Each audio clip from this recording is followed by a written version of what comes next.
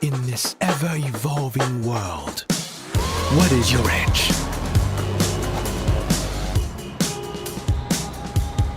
We'll guide you all the way.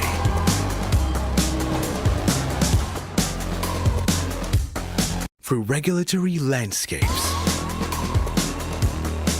ensuring effective continuity, strong legacy, and a soft landing, no matter what lies ahead. Rogers Capital. Keep evolving.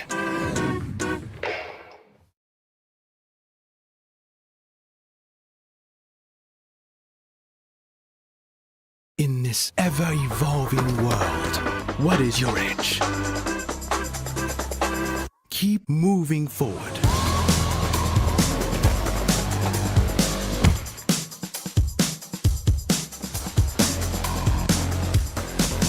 Follow your aspirations.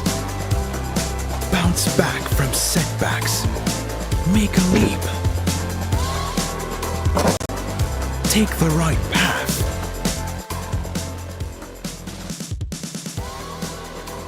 Flip past wrong formalities and make the unexpected effortless.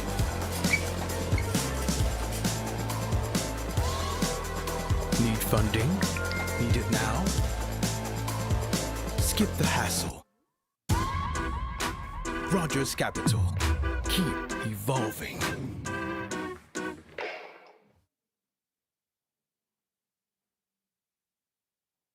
In this ever-evolving world, what is your edge?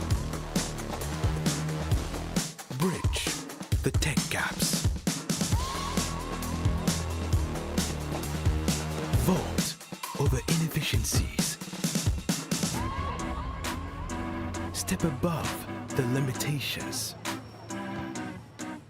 and secure your business.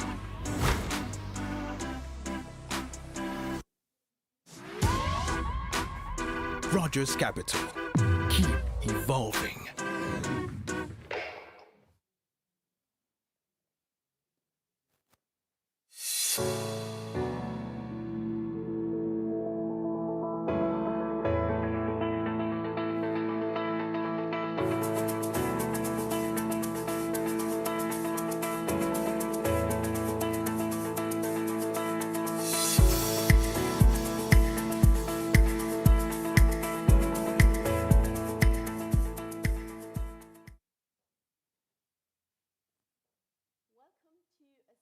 Edition of the Business Chronicles, where we have a discussion panel on the National Budget 2025-2026.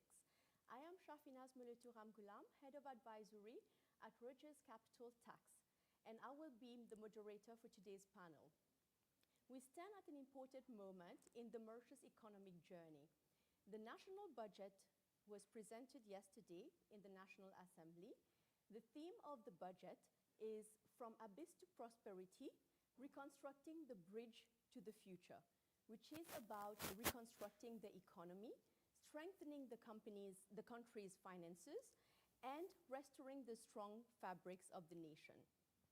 We are here today to discuss whether this national budget is hopefully a roadmap to enhance economic stability and growth.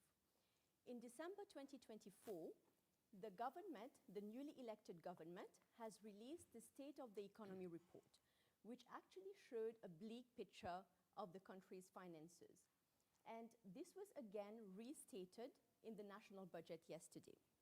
This audit has revealed significant discrepancies in previously reported economic data, including GDP, public debt, and the budget deficit. So, to address these economic challenges, the national budget outlines significant strategies around three pillars, which would be economic renewal, a new social order, and fiscal consolidation. So, to delve further on the measures announced in the national budget and the broader implications, I'm pleased to introduce to you our panel. So, first of all, we have Faraz Rojid. He is the CEO of Mauritius Finance. He has held leadership roles within key economic institutions and has represented Mauritius in global forums and negotiations related to financial services, economic development, and trade promotion. He has extensive experience developing national strategies to position Mauritius as a trusted IFC. Next, we have Manisha Dukuni. She is the CEO of Tiraman Capital Partners and an accomplished economist with a master's in public administration from Harvard University. She is the chairperson of African Leadership Support Facility. She is also a co-founder of the Women in Finance and Investment Association of Mauritius and a special advisor to Women in Finance Rwanda. We have next Joanne Haig, who is the founder and managing director of CMS Prism. She is qualified as a barrister at law in Mauritius and a solicitor in England and Wales. She has been recognized by Chambers Global 2024 as a highly regarded practitioner in corporate commercial law in Mauritius. Next, we have Sanjay Matadin, who is an economist with over 25 years of work experience as a senior academic, policy specialist, international trade, SME development, and capacity building. He has extensive experience working with government agencies in supporting economic and industrial development and is currently working as a senior lecturer at Middlesex University. And at last, but certainly not least, we have Kabir Ruhi, who is our CEO of Rogers Capital. With a distinguished career spanning over 2 decades, Kabir brings extensive expertise in business leadership, technology transformation, management consulting, and financial services. Recognized as one of Africa's rising leaders by the Institut Choiseul in Paris, he is also an active member of the Young Presidents Organization. Kabir currently serves as the honorary consul of the Republic of Lithuania in Mauritius. So thank you to our panelists for joining us today. In order to set the scene, we will start first of all with Sanjay. Okay. In the budget, they have talked about a new economic model. So when they are talking about the new economic model, they are talking about investment in R&D, higher productivity, transformative investment, updated trade strategies, smart investment in productive infrastructure. So how would they be able to achieve higher level of economic growth? Thank you, Safina. Thank you, Rogers Capital, for inviting me. So before I dwell to the question that you've asked me, I think it's important to set the context in which this budget has been presented. I will look at it from 3 fronts. The first front, if we look at the international level, we see that the trade war and the tariff war that is happening between the West, principally America and China, and which has now gone worldwide, will be affecting the world economy, the American economy, and Europe, and the world economy, and there's a risk of global recession. The second front would be what I will call the national front in Mauritius. You said it rightly. We are facing a situation of rising debt. Okay? The government said it will amount to 90% of GDP. And I was really shocked to hear that the budget deficit will now reach 9.8%, if I'm correct, of the GDP. While we know, as any economist will know, that the benchmark for a budget deficit should be around 3%. Exactly. So from 3% to 9.8%, it is really very aggravating. So on the third front, I think there are the bread and butter issues of the population. So we also have to look at it from the population, the promises made by the new government, the expectations that the population have in terms of policies, the 14th month of bonus, the free transport, and all that. So keeping all that in mind, I think the job of the government was not really an easy one. And there was it was important to move from the previous kind of economic model, which was based mainly on consumption. And we know that to build that model, it relied on a number of factors. In fact, you would give allocation to the public, and then you will, this will increase in terms of, you will have to increase taxes. I mean, to give, you have to get money from the public first. So that will mean that if you want to give more, you will have to, at some point in time, get it back from the population because the government doesn't have money of its own. Okay, so what it does is to make the system work, you will have to go through a spiral, or what we call a wage spiral inflation. I mean, you will give more, then prices will go up, workers will ask for more wages, so it was not sustainable. And at some point in time, this led to this explosion of the budget deficit, and also the trade deficit. We will realize that in Mauritius, the exports are almost 3 times less than the imports. Okay? Yes. On that basis, I think the government had to take serious measures. And I think if we read on point 8 of the budget, and I would like to just read what was said there because it's quite interesting. It says that, we cannot keep on the way we're doing things. We need to take action. And I think this is the philosophy of the budget. We saw some measures, some starting kind of measures, some starting reforms, some maybe these will, will be the first budget of the government, and we know that for the first budget of any government, they would like to take measures which are a bit difficult. Maybe at the end of the mandate, they will relax it. So I think that set up the context of where we are in terms of the presentation of this budget. Now, to come back to your question, we'll see that a lot of emphasis, I think first of all, it was important to set the foundation right so that we can build on that foundation.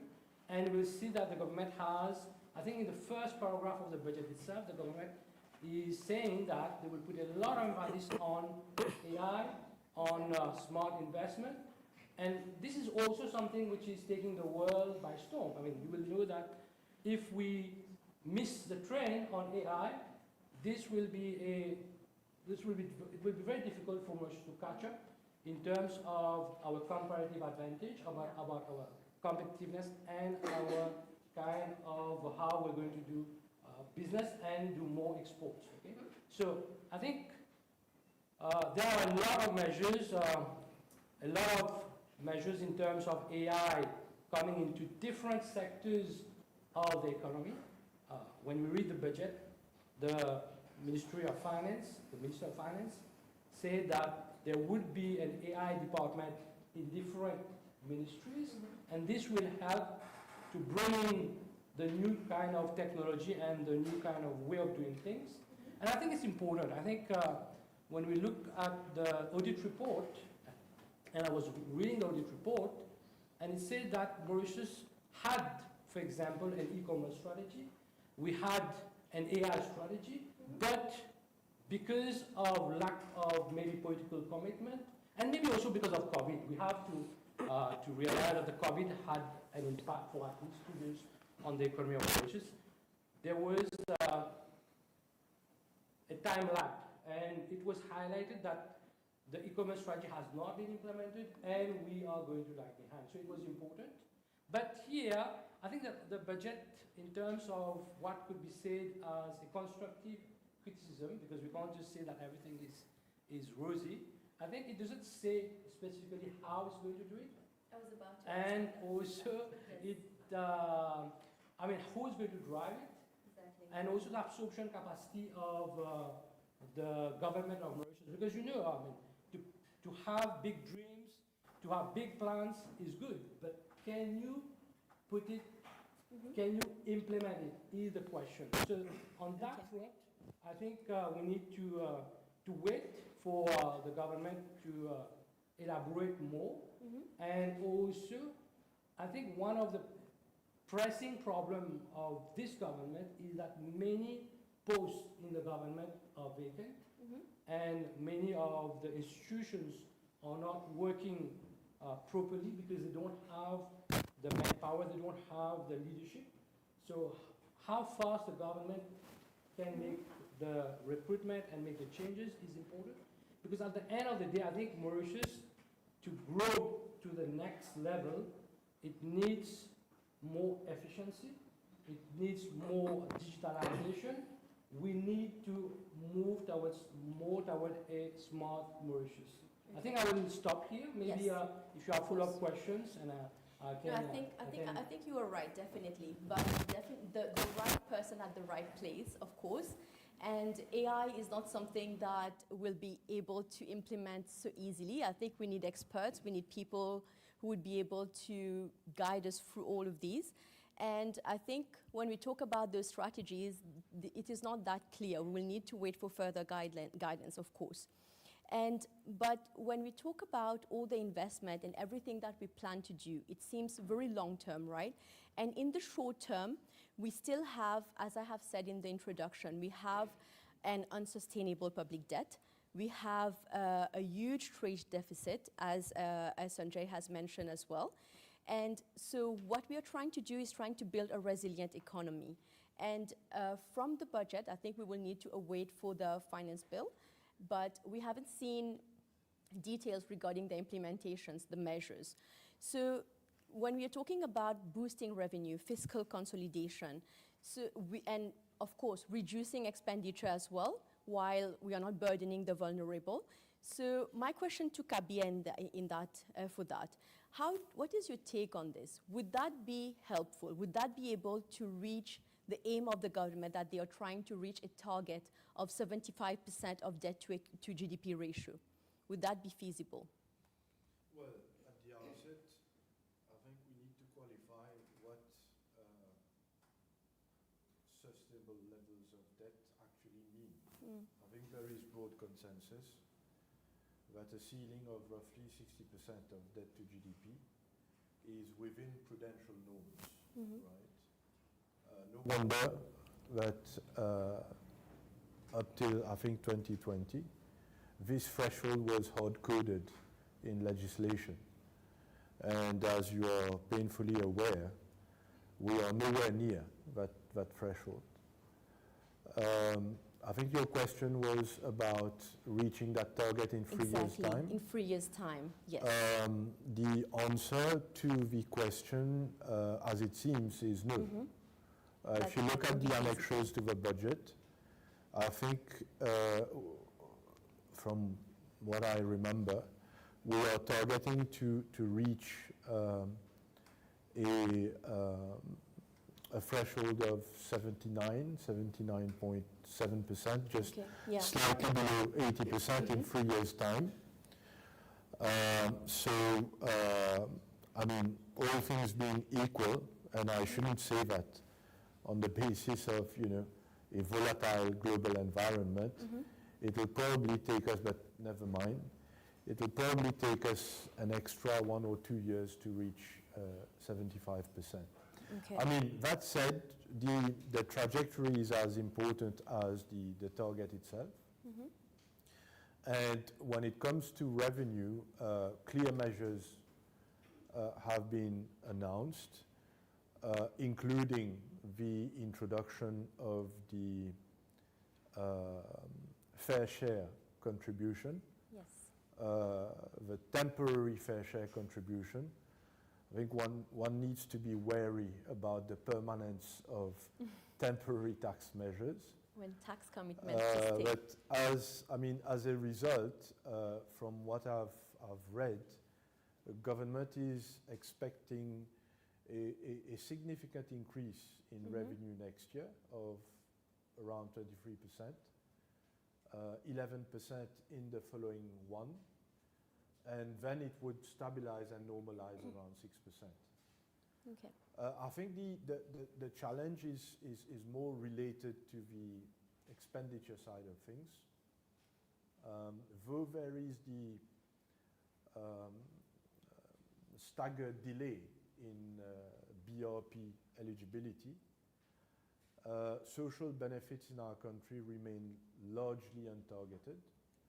And year on year, we see significant resource wastage.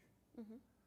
The Prime Minister has announced a 5 billion rupee efficiency saving over 3 years. That would equate to less than 1.7 billion per annum, which in next year's GDP would represent only 25 basis points.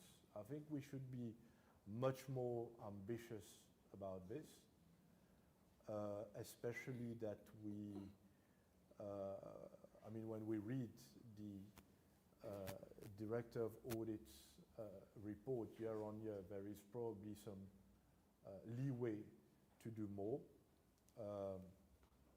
That said, you know, I'm always a proponent of the under-promise and over-deliver philosophy, especially when it comes to public finance management. Yes.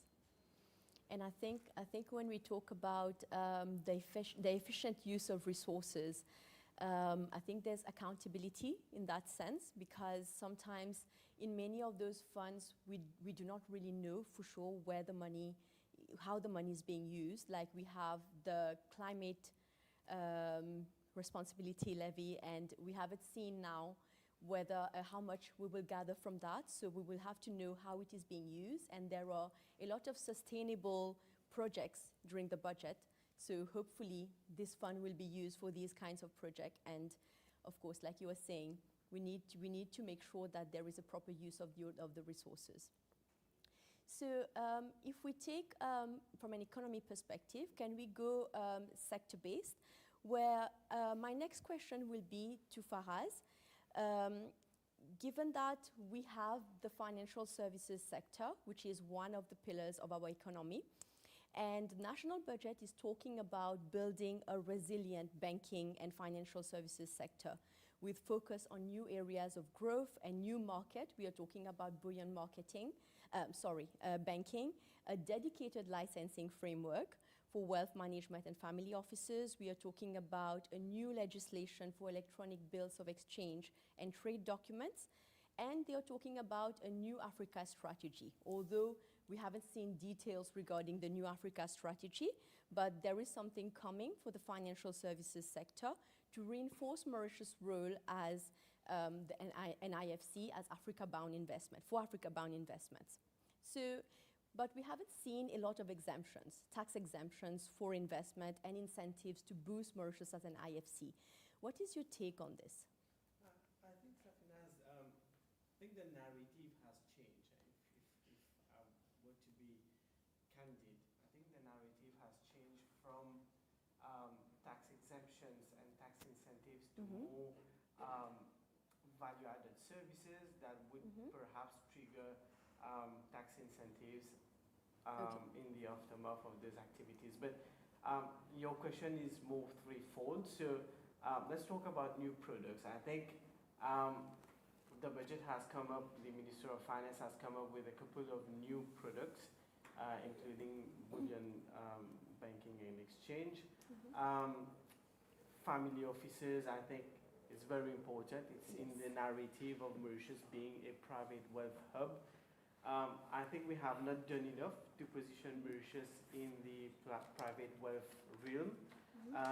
If you look at the value of Mauritius as a financial center, you would see that it's quite twofold. So you have corporate, including structuring and funds, and then you have the private wealth management. So there is a lot of unique selling points for Mauritius to be a private wealth hub.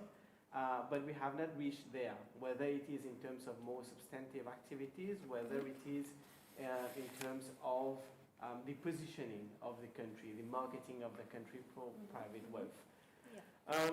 So I think the introduction of the reintroduction of the wealth management license coupled with family offices, which currently the framework for family offices, especially single family offices, is not really, it's not really working, right? If you look at it, fear of me going into details, but nitty-gritties like having MLROs and compliance officers for single family offices doesn't really make sense. So I think they should be addressed, but it's in the scheme of things. Multi-family offices, I think if you look at it, we will always have the ability to attract the tier 2 and tier 3, so high net worth individuals and net worth individuals, so exceptionally affluent, having investable income, let's say 500K or more in terms of dollars, would be something that would be interesting. So I think that license would broaden the appetite of exceptionally affluent non-citizens to use Mauritius to park their wealth, to grow their wealth, amongst others. There's one more interesting thing that was announced in the budget is the financial sector assessment program, which will be done with the Bretton Woods institution. I think that's really important because that would really future-proof Mauritius, be it for structuring, be it for fund, be it for private wealth. So I think that is very important. So remains always, it's the implementation that matters. So we have to await the impact assessment, Yes. and then what would come out of it, whether it is with blueprint, whether it is with roadmap. So that is something that is very important in terms of new products and new services that the jurisdiction will have the ability to offer. At the same time, you've asked me about the Africa strategy. I will be a bit bold. If you look at our Africa strategy right now, especially services-bound Africa strategy, tourism account for a small chunk of it. Healthcare, so consumption in Mauritius in terms of services would account for a bit of it. Education, I think we have had very tall orders, but we have not gotten there in terms of being the education hub for Africa, like Malaysia and Singapore is for the ASEAN countries. So I think our Africa strategy rests squarely on the value that we add as a financial center. There are a number of things that we need to continue getting right, whether they are the expansion of our risk mitigation treaties, so bilateral investment treaties, whether they are the tax treaties. So we need to have them. Over and above that, a very conducive business environment, coupled with the ability of the service providers in Mauritius to service the African clientele. So I'm not only talking about corporate service providers like management companies, but also family offices, trusteeship services, and banking. It's very important. We have to walk the talk. So I think the government is right to put a lot of emphasis on our Africa strategy for financial services. But as you know, Africa is the land of the next El Dorado, the next frontier of growth. But we have not reached there. So that should not be done at the expense of, for instance, our India market.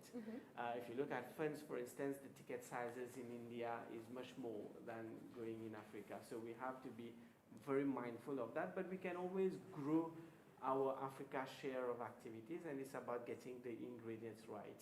And I think the budget gives an indication of that.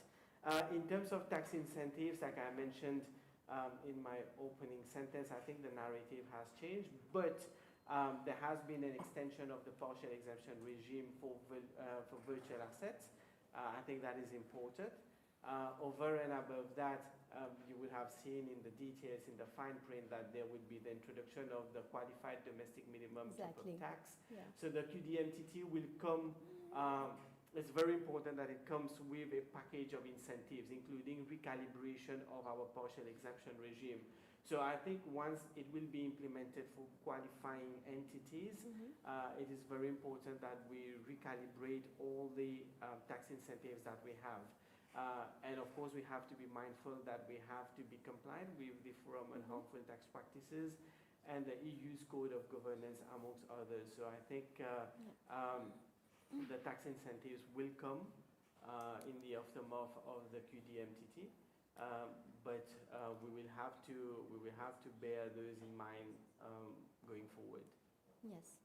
And so what you're saying is, in fact, that although we already have some tax incentives which are already in place for family office, single, multiple, there are some tax exemptions already that we have. So we are not having additional tax exemptions, not for now at least, But we are talking more about value-added services. We are talking more about non-tax benefits and why people should be coming to Mauritius to invest and to have these kind of wealth management activities in Mauritius.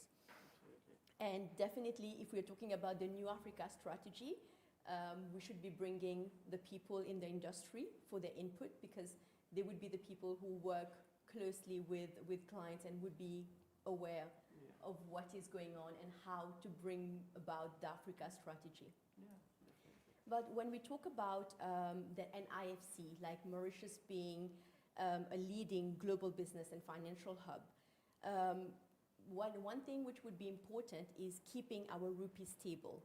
And so given these challenges that we've been having, depreciation of the rupee, we do not have enough reserves of foreign currency. So what immediate measures are necessary to stabilize the rupee and ensure that there is a steady supply of foreign currency to support importers and investor confidence? This question would be for Kabir. Well, whether we position as an IFC, a leading IFC or not, we need a stable rupee. Yes. We need a stable local currency. And I think that, we need to rendre à César ce qui appartient à César. The rupee has been stabilized within months. It is stable, and we hope that this trend will continue. When it comes to headline inflation, it is very well contained as well. Anything between 2.5 to 3.5% is good. Core inflation is slightly elevated, but there's nothing sinister about it. As regards forex availability, I'm afraid this will take a bit of time. The more so that I'm given to understand that there is currently a backlog of 500 to 600 million USD in the system. And as any backlog, it will take time. I think government has been very clear in terms of measures that would significantly reduce leakage, as well as trade and current account deficits. We now need to focus on two things. Number one, we obviously need to attract foreign investments, which for way too long had been concentrated into, let's say, low productivity, low multiplier property development. And secondly, we need to boost the performance of our export base, right? And this one is not a mince affaire for two reasons. Number one, probably we've seen our value proposition diluted over time, and combined to that, we have also, suffered from a drastic erosion of competitiveness. Exactly. So that would be my short answer to your question, which would probably require much more time. I think so too. In fact, we have been in an economy of where we have been importing so much and consuming so much. I think it will take a long time for us to become more of sustainable as an economy, to produce more and to be able to be competitive in the international market, to be able to export. That's something that we should right now, we got to be careful on if we're minded to sort of drastically reduce consumption, obviously it will have an adverse impact on GDP. What we should really aim at is to really, boosting that last component of net exports, which, by the way, I think you spoke about that, is negative right now. So it's not only, it's not contributing, but it's actually draining GDP.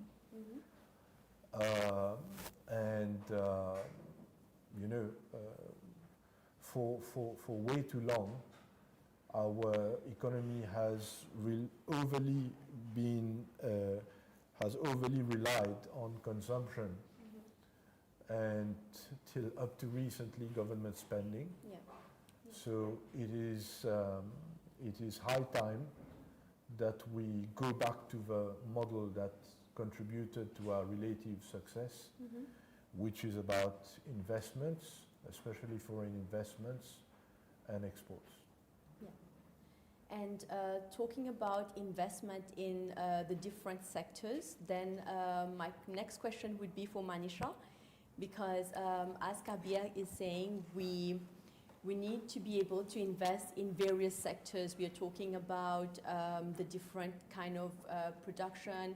I think in the budget they have also talked about sugarcane, and they have been talking about consolidating the existing pillars of our economy, and the existing pillars will be all the sectors which were before very profitable, and whether we are investing enough in those sectors. And we have seen that they are talking about tourism some more, and there is a budget allocated to tourism, which is I'm not saying it's enough, but I think it's more than before, where we are talking now about sustainable and inclusive tourism. We are talking about quality and value-added tourism in the likes of Seychelles or Maldives. And they are talking about branding and positioning Mauritius, and environment-friendly, of course, environment-friendly tourism. And we also have a tourist fee that will be implemented of €3 per tourist per night. This is not something which is uncommon. It happens in many countries which are tourist destinations. And as I have said, they talked about the agricultural sector, they talked about the blue economy. So what are your views about the future of those sectors in light of all the challenges, and whether there is opportunity to grow these sectors? And what other sectors do you think that we should look into? I think, first of all, to follow up on what Kabir just mentioned, this budget is a stark change in terms of trajectory. So we're moving away from a consumption-based economy to an investment-led economy. And this is something that many economists, including myself, we've been kind of harping for a very long time. We need to have more emphasis on investments. Now, having said that, given some of the core structural issues within Mauritius, we have a small population, we have a declining population as well. We also we're far from most of the market, so it's extremely costly. We're not so competitive. And therefore, when you take all these components together, that means that even driving this investment-led economy is something that's going to be very difficult. In fact, when you look at the projections within the 3 to 4 years, we're aiming at about 4.5% growth. So even, I think the government is cognizant of the fact that we need that trajectory, but it's not something that's going to give us immediately like a 10% growth. And also, sectors in Mauritius have been invented already. So therefore, there is a question of more consolidating those existing sectors. And you rightly mentioned the tourism sector. As maybe you would know, the tourism arrival in the first 3 months of this year were much lower than what we had last year. In April, it picked up because of Easter holidays, but we don't know how things are moving. Mauritius is far away from most markets. We're highly dependent on European market and in particular French market.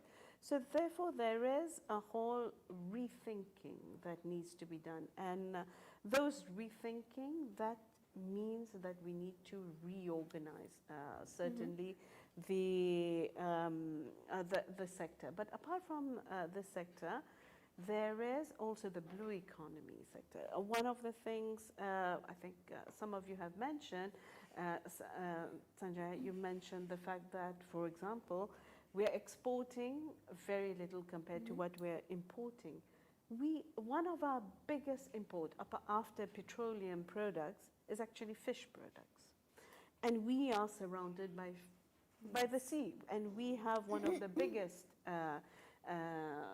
economic zone, or well, exclusive economic zone for in terms of the sea. So which means that there are some disconsonance in terms of our production and production capacity. Therefore, if you look at the budget, there is quite a bit that is being put in place with respect to the blue economy. Of course, I think that it's also it's a budget speech of blueprints. So there's going to be a few more blueprints and roadmap, but that is a good thing in the sense that the way we are, the way our economy has evolved, it's very difficult to just invent something in a budget. And the budget is not the instrument to invent a new sector. And the complexity of those sectors has to go in a blueprint, in a strategy, in a more focused idea. So the blue economy is one of those sectors. The third sector that as an overall cross-cutting sector is really that question of innovation. And if we look at our level of development in Mauritius, the amount of innovation, research and innovation is very low compared to countries with similar level of GDP.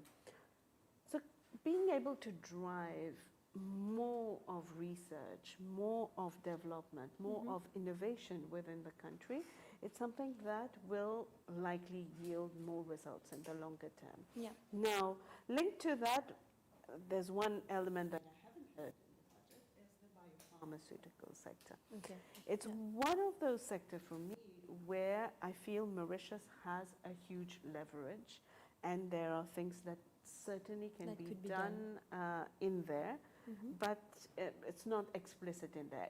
In fact, there is maybe the MIBL is being integrated within the EDB. Maybe that will create a more comprehensive ground for implementation of the framework for the biopharmaceutical sector. And that lastly, in terms of the different sectors, I would say that agribusiness and being able to support the food security of Mauritius. We are a small island. We are also a net food importer. And there are many things that could be produced here locally, but we are, maybe for commercial reasons, we're importing those products. Therefore, it certainly makes sense to put support to that. But that's not new. Many other governments before have tried to put things in place. So I would say here on this particular aspect that the implementation is going to be very important. Having said that, all these sectors, they rest on something that is fundamental, which is the energy production. This year, actually, earlier this year, we reached our peak production capacity. In the 80s and 90s, one of the reasons why we have been able to drive industrialization, and if we want to drive further industrialization, we need to invest in new capacity for energy generation. And renewable energy alone is not going to help us. Therefore, there are some cross-cutting elements that will have to be put in place, and that means investments. One of the other things that I haven't really seen is whether there's going to be PPPs or whether it is the government itself that's going to be investing in the projects that are being announced. So there are things that are there. It's very ambitious, implementing those is what is going to be the biggest challenge, I would say, because course. currently, if we look at the past records, Mhm. 15, 20 years, implementation capacity Mhm. has not been the best. And that would be if we are talking about retaining talent or attracting talent to Mauritius, which could help us to grow. And if we are talking about industrialization, we are talking about growing these sectors, would that help in that case? Absolutely. If we're talking about talent, so one of the key, looking at the feeder stock for talent, the focus is to double the number of international students Exactly. in the country. Mhm. That is likely going to be a feeder stock for, we're here, for example, you could be recruiting more of those students who are, who come out of the universities or training institutions from Mauritius. But retaining talent is a big thing because you have to be very attractive. And as we've seen, whether in the financial services sector, in the tourism sector, or elsewhere, Mauritian talent is very well demanded outside, and therefore Mauritian companies have a hard job too. And Kabir sitting here knows very well how hard it is, I guess, to retain local talent. I've got my pretty looks. That works. Thank you, Manisha. I think national budget, we will have to talk about fiscal measures, of course, so I will come to you, Joanne. We have seen many changes from a fiscal perspective, from a tax perspective, and mostly aimed to boost revenue, and such as the fair share contribution on corporates and individuals, and for chargeable income. For corporates, it's chargeable income above 24 million, and banks on their domestic operations. And we have the reintroduction of the alternative minimum tax on highly profitable sectors like the real estate. So what will be the impact of those measures? I think, how do we come back from the abyss, I think is the undercurrent of the whole speech. And I have to say, give credit where credit is due. I appreciated the Minister of Finance and Prime Minister's candor by saying that prosperity cannot happen overnight. And I guess that's why they called it fair share contribution. Everyone needs to help rebuild the economy. I think we've had subliminal messaging since December of last year through the, first of all, through the report State of the Economy, just to make people realize just how dire things were. And with that in mind, just to, it didn't come as a huge surprise, the tax hikes. To be completely honest, I expected worse. So I was actually pleasantly surprised by the level of, by the balancing act that happened with the fiscal measures. I think that where there was a balancing exercise to be done between making sure those who were at the bottom of the ladder weren't hit, and indeed with the simplification of the tax bands, some people will actually come out of the tax net, income tax net completely. Also making sure that people within the middle income sector were not unduly affected. And this is what we saw a few years ago with the introduction of the infamous solidarity levy, where actually these were the people who were the hardest hit.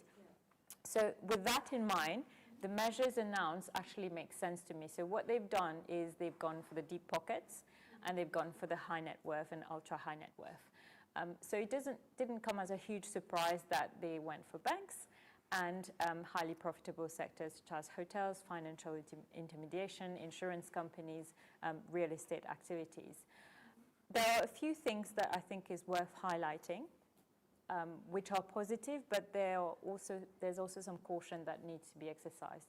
First of all, they've been very careful about carving out the global business companies and companies that have tax holidays and tax exemptions. I think that's quite neat and clever, but sometimes we shouldn't try to be too clever. It's been conveniently put in the Value Added Tax Act, so it will can draw your own conclusions for that. So they've tried to protect that industry, and again, we saw some lessons learned from the infamous solidarity levy. The second point I wanted to highlight is that there is, and as Kabir mentioned, we have to be careful about the permanence of temporary tax measures. There is a sunset clause, and that was one of the criticisms of the solidarity levy as well. We had no visibility of how long it would last. They said 3 years. We also say that there are two things that are certain: life, death, and taxes. Let's hope that this isn't forever. But the message is very much, let's rebuild, let's recover. Give your fair share, contribute to rebuilding the economy, and then we'll remove the taxes, but we'll see whether they achieve that aim. One word of caution, though, we have to be careful not to, in our zeal to try to rebalance the economy and collect tax from people who have the means to do so, not to limit the ability to attract high net worth individuals when we're trying to build industries such as the wealth management industry and family offices.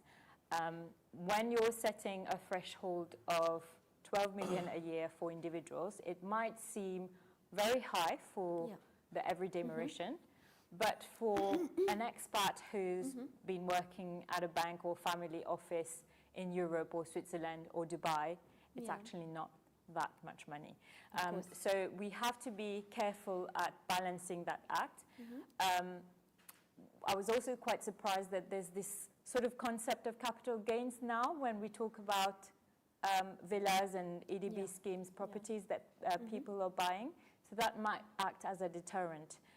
It's the higher of 10% of the value of the property or 30% of the capital gain. So we have to be careful about how we are marketing the jurisdiction. On the one hand, we're saying, please come to Mauritius, please invest in Mauritius, please bring your foreign currency. But on the other hand, are we now saying that there's capital gains? So it is a difficult exercise. As I've said, I expected much worse, but we still have to be careful that whatever measures are being put on are in line and complementary to the other sectors and industry we're trying to boost as well. And hopefully these would be temporary measures. Hopefully. One can hope. Because I think when you talked about the exclusion of the global companies, I think there has been so many people not agreeing to the CCR levy being applicable to offshore companies where the tax rate has increased. I think it would have been difficult for the government to impose like higher rates of taxes on the global business again. Correct. But the way they are doing it, I think it's, we will need to discuss about this yes, indeed. in another forum. Correct. Yeah. In fact, I will come back to you, Joanne. I have a few more tax questions. But before I move to you, given that we will be short in time, I just moved to Manisha for just a few comments because we talked about the high income earners. If we can just talk about a little bit about the SMEs, because we have heard a lot about the SMEs and incentives for them. If you can just run very briefly on that, please. I think first of all, what is important for us to understand is SMEs carry about a third of the workforce of Mauritius, and therefore they are a force to be reckoned with. And in SMEs, there's the M of SMEs. The medium-sized companies within the SME sector are a lot of the exporters, whether it is your noodle export that goes around the world, across Africa, that has really done a good Africa strategy, whether it is some of the smaller, maybe, like detergent producers that are exporting under the COMESA agreements, etc.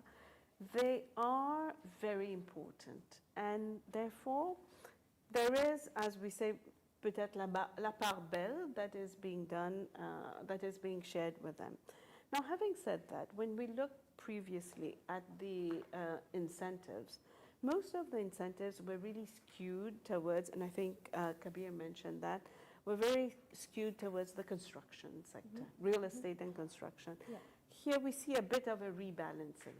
And this rebalancing is in the form of different types of support, subsidies, and help, really help towards going to market, etc., for women entrepreneurs.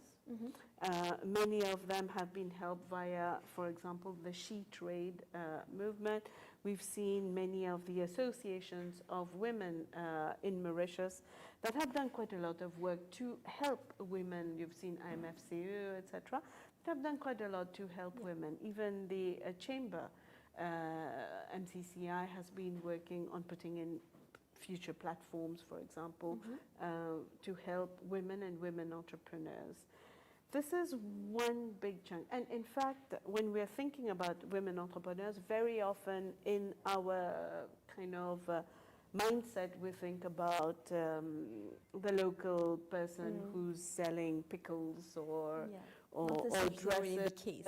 It's much more complex and complicated. Exactly. And a lot of the women entrepreneurs are also in the services sector, including in financial services, where when we're looking at the whole ecosystem of the financial services sector, a lot of them are women entrepreneurs. That's one big chunk. The second big chunk, and in fact, when we look at the budget, the Prime Minister speaks about women very early on in the budget, because that's very much in the support for women. Yes. The second thing is about youth, and that is they link it with the innovation aspect and bringing in new suggestions, etc. for that.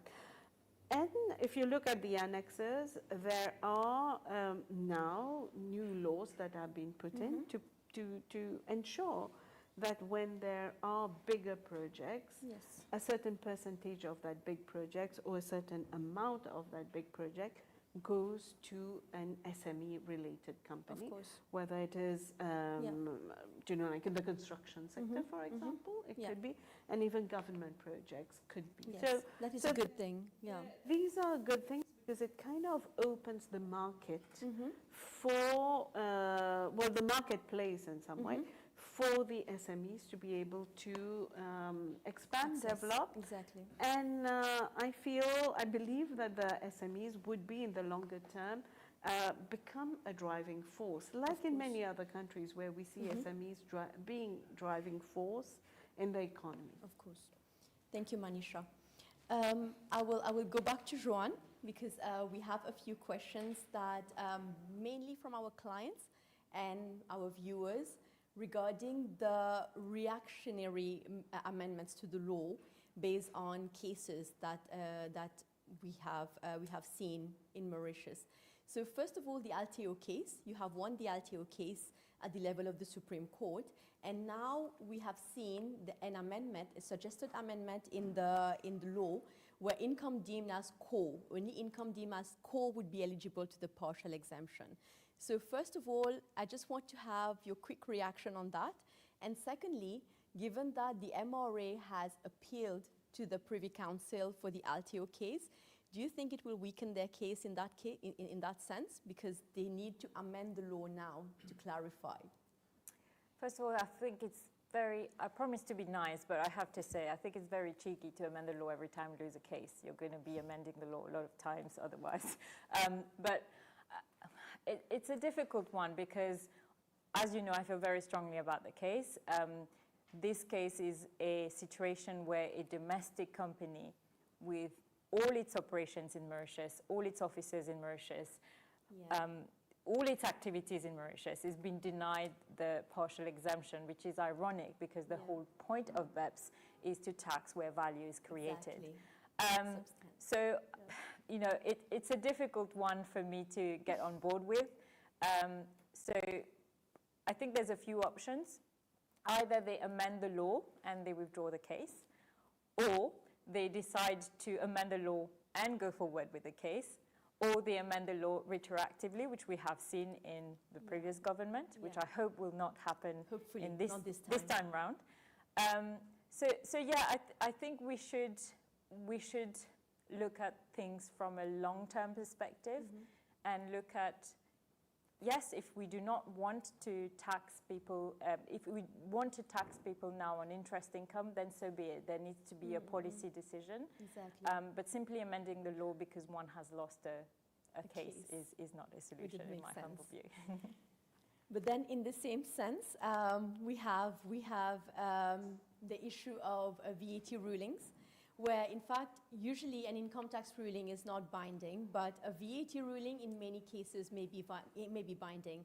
And in the Smith-Salvage case, which is after a long judicial process led by Rogers Capital Tax, confirmed that the taxpayer who believed that they are being wrongly charged VAT by supplier, relying on an MRA ruling, they still have the legal recourse. They can still fight it. And however, there is the new legislative proposed amendment to override that decision now, potentially, so you don't have such a recourse anymore if you are not agreeable with an MRA VAT ruling. So is it like procedurally unconstitutional in that case for you? I decline to comment. Actually, they've done it in 4 places in this budget. There's the Alteo case, there's a Smith-Salvage case, there's an étude d'équivalent VAT case where they're basically denying the destination principle, and there's the VAT reverse charge on banks, which effectively is a tax on turnover because banks generally can't recoup their input tax. They will have to take it out of their pockets. Indeed. Yeah. So again, I think we have to be very careful about putting tax measures where we are overall harming the jurisdiction. Of course. Of course. That's all I say for now. We just need to put the point across, of course. Otherwise, we'll see you guys on the screen at the Privy Council next year for the Alteo case. Of course. I think we have just 2 questions. We will just, if Faraz can talk a little bit about the ICT sector before we end with Sanjay, because the national budget has talked a lot about innovation, and I wanted to end with that, about the blueprint for the ICT sector, building capacity for big data. And so we are talking about it enhancing productivity, promoting Mauritius as an ICT hub. And I think we have talked lengthily as well about whether that will be effective and how long that will take. So some brief comments from you. I think very brief. I think Sanjay mentioned it. Yes. I think we are trying to get in the bandwagon of the entire AI scheme of things. So it's not just about the ICT sector, because you've seen that the budget talks about empowering the FSC, for instance, to use AI in their licensing purposes. So I think it's something important to incorporate AI. I think it's also important that Mauritius as a jurisdiction is ready to adapt as much as we can globally when all the big nations are going towards AI, and it's very important to get at least a fair chunk of it in Mauritius. So it will, of course, enhance the competitiveness of the ICT sector. I believe the ICT sector can do more than what they are doing now, but I also think that they are quite sophisticated in the services they provide to the international community. But at the same time, the financial services also can join the bandwagon, whether it is fintech, virtual assets. Yeah. I think it's very important because it is reshaping the entire way of operations globally, and it is important that Mauritius is AI ready as well, Of course. be it from a financial services point of view. So briefly. Okay. Yeah. Yes, and we have talked lengthily as well. If I may add to what Farah said, I think the blueprint has been very nicely crafted, with the right priorities, etc.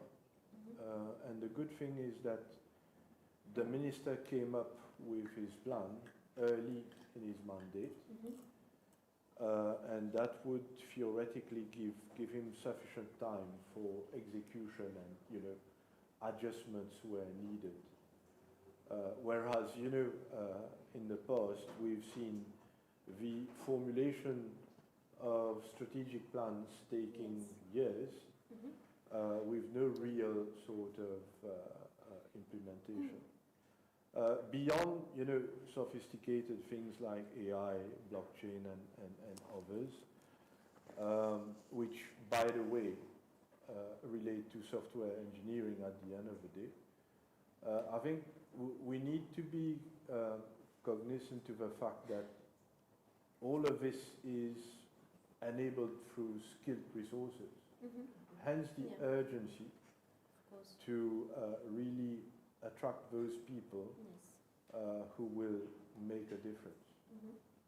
So, I mean, if you would ask me, the single most critical factor in terms of the long-term economic development of Mauritius is around the availability of skilled resources. Yes.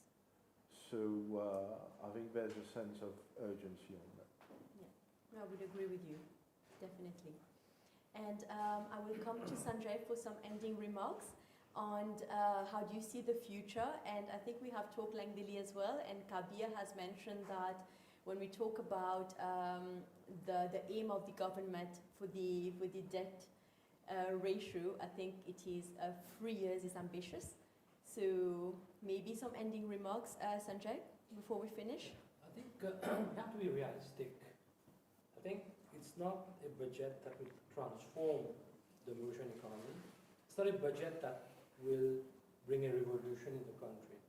I think it was important to set the foundation, to build a good base on which we can then project ourselves. I think this year, 2024, the country grew at 4.7%. And I think the forecast is 3 to 4% for the medium term. So it's not a lot of growth, but to be able to make that possible, there are certain constraints in Mauritius, and I think Kabir mentioned one of them, the skill. I think first of all, and I've not seen, maybe it will come afterwards, the supply of labor remains a big problem, and I think whether we're talking about the financial services sector, which you are operating in, or any other sector in Mauritius, we have a big problem in terms of labor. Then comes the skill requirements and the skill mismatch in terms of those sectors which are emerging and those sectors which are doomed to phase out. I think there's also like the brain drain. Now we're not talking only about the brain drain, we're also talking about family drain. You know? Yeah. So it's not only young people moving out of Mauritius, but the whole family moving out of Mauritius. So what should be done? There's also like the lack of digitalization, lack of, I mean, broadly we can say public sector inefficiency and the ease of doing business. I think these are issues that the government would need to address. Yes. I think it was important for them to fix the foundation, to come up out of this rut of what happened for the last 10 years. And I think, as I said at the beginning, it was important to take bold and courageous measures. I think the elephant in the room is what we have not talked about, the pension, you know, about the new pension scheme where now it's going to be paid only when people will reach 65 years. 65, okay? yes. I think we have to be realistic. There would be people who would be mécontents, who will not be happy with this budget. But we also have to think in terms, can we or should we continue with what happened during the past 10 years? I think as an economist, and any economist, and Manisha said it, we have been harping, the word you use, saying that this model is not sustainable. Yeah. We just can't give freebies. We need to improve production. And I think maybe the government is moving in the right direction. It is the first steps. It's the first budget. Yeah. We hope that the government will continue the reform agenda because the pension is a big, big issue. The other one is the CSG. Yeah. Because CSG is in deficit. It replaces the National Pension Fund. Which they will so be we're reviewing. not sure when we reach retirement whether we're going to get any kind of public pension. Yeah. The question will be, do we need it? But still, I mean, a lot of we people have to would ask need question it. about the sustainability of that. And I think the key words of what we heard today was like temporary provisions.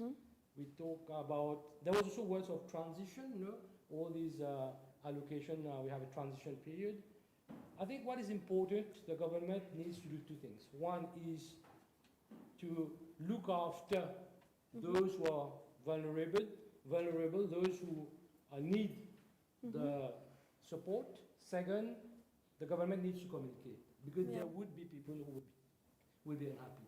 But I think finally, we all have to be solidaire, we have to participate, and we have to play our part in building a new Mauritius. We have to play our part in the bridge to the new future. Okay.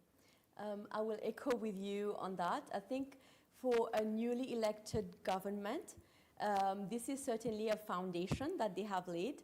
What remains to be seen is, in fact, the implementation now. Hopefully, they will be able to do more. They will be able to come with more measures for a more resilient economy. We will have to wait and see.